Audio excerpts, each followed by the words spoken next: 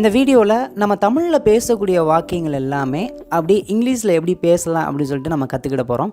நம்ம சேனலை சப்ஸ்கிரைப் பண்ணலைன்னா சப்ஸ்கிரைப் பண்ணி வச்சுக்கோங்க. ஃபஸ்ட் ஒன், நீ ஏன் சிரிக்கிற? நம்ம சீரியஸாக ஏதாவது பேசுவோம், நம்ம ஃப்ரெண்டு நம்மளை பார்த்து இப்படியே சிரிப்பான். நீ ஏன் சிரிக்கிற அப்படின்னு சொல்லிட்டு நம்ம கேட்போம்ல, அதுக்கு எப்படி இங்கிலீஷில் சொல்லலாம் அப்படின்னா, ஒய் ஆர் யூ லாஃபிங்? ஒய் ஆர் யூ லாஃபிங்? லாஃபிங்னா சிரிக்கிறது. ஒய் ஆர் யூ லாஃபிங்? நீ ஏன் சிரிக்கிற? நெக்ஸ்ட் ஒன், நான் கொஞ்சம் பிஸி ஆகிட்டேன் அப்படின்னு சொல்லுவோம்ல. எங்கேயாவது வெளில போயிருப்போம், லேட் ஆயிரும், நம்ம வீட்டுக்கு வந்தால் கேள்வி கேட்பாங்க, ஏன் லேட் அப்படின்னா நான் கொஞ்சம் பிஸி ஆகிட்டேன் அப்படின்னு சொல்லுவோம்ல. நான் கொஞ்சம் பிஸி ஆகிட்டேன் அப்படிங்கிறத எப்படி இங்கிலீஷில் சொல்லலாம் அப்படின்னா, நான் சொல்ல என் பின்னாடி நீங்கள் அப்படியே ப்ராக்டிஸ் பண்ணிட்டே வாங்க, ஓகேவா? I got a little busy. I got a little busy.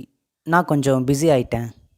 Next one, வேறு ஏதாவது இருக்குதா அப்படின்னு கேட்பாங்கள்ல, அதுக்கு எப்படி இங்கிலீஷில் கேட்கலாம் அப்படின்னா, எனிதிங் எல்ஸ். Anything else. எனிதிங்னா ஏதாவது, எல்ஸ்னா வேறு அப்படிங்கிற அர்த்தம். ஓகே, நெக்ஸ்ட் ஒன், வேற ஒன்றும் இல்லை அப்படின்னு சொல்லுவாங்கள்ல, அதுக்கு அப்படின்னா nothing else. Nothing else. Next one, இது என்னுடையது அப்படின்னு சொல்லுவோம்ல, இது என்னுடையது அப்படின்னு சொல்லுவோம்ல, அதுக்கு எப்படி இங்கிலீஷில் சொல்லலாம் அப்படின்னா, இட்ஸ் மைன். It's mine.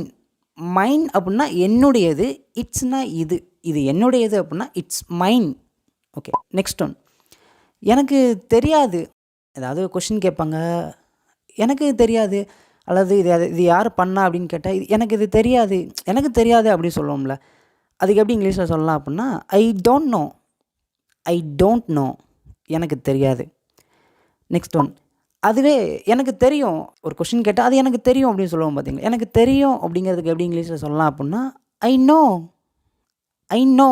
நோனா தெரியும், ஐனா எனக்கு அப்படின்னு அர்த்தம். ஓகே, நெக்ஸ்ட் ஒன், திரும்பவும் முயற்சி பண்ணு. ஏதாவது ஃபெயிலியராக இருக்கும், நம்ம அப்படியே நம்ம ஃப்ரெண்ட்ஸ்கிட்ட மோட்டிவேஷன் பண்ணுவோம் பார்த்தீங்களா, திரும்பவும் முயற்சி பண்ணு அப்படின்னு சொல்லுவோம்ல, அதுக்கு எப்படி இங்கிலீஷில் சொல்லலாம் அப்படின்னா, ட்ரை அகெயின். Try again. அகெயின்னா திரும்பவும், ட்ரைன்னா முயற்சி பண்ணு, try again. Okay, next one, உண்மையாவா? ஏதாவது ஒன்று சொல்லுவாங்க, ஷாக்கிங்காக இருக்கும், உண்மையாவா அப்படின்னு சொல்லுவோம் பார்த்தீங்களா, அதுக்கு எப்படி சொல்லலாம் அப்படின்னா இங்கிலீஷில், ரியலி.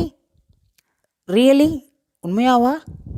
ஓகே, லாஸ்ட் ஒன், கொஞ்ச நாளைக்கு முன்னாடி. நீ சென்னைக்கு எப்போ போன அப்படின்னு கேட்டால், நான் கொஞ்சம் நாளைக்கு முன்னாடி போனேன் அப்படின்னு சொல்லுவோம்ல, கொஞ்சம் நாளைக்கு முன்னாடி அப்படிங்கிறத எப்படி இங்கிலீஷில் சொல்லலாம் அப்படின்னா, a few days ago. A few days ago. கொஞ்ச நாளைக்கு முன்னாடி. ஓகே, ஃபைனலாக உங்களுக்கு ஒரு ஹோம்ஒர்க் கொடுக்குறேன். ஒரு சென்டென்ஸ் தமிழில் சொல்கிறேன், அதுக்கான ஆன்சரை நீங்கள் காமெண்ட் பாக்ஸில் கீழே சொல்லுங்கள், ஓகேவா? எனக்கு எல்லாமே தெரியும். எனக்கு எல்லாமே தெரியும். உங்களுடைய ஆன்சரை நீங்கள் கீழே பதிவு பண்ணுங்கள். ஓகே ஃப்ரெண்ட்ஸ், இந்த வீடியோ உங்களுக்கு பிடிச்சிருந்துச்சின்னா லைக் பண்ணிவிட்டு உங்கள் ஃப்ரெண்ட்ஸுக்கு ஷேர் பண்ணுங்கள். தேங்க்யூ.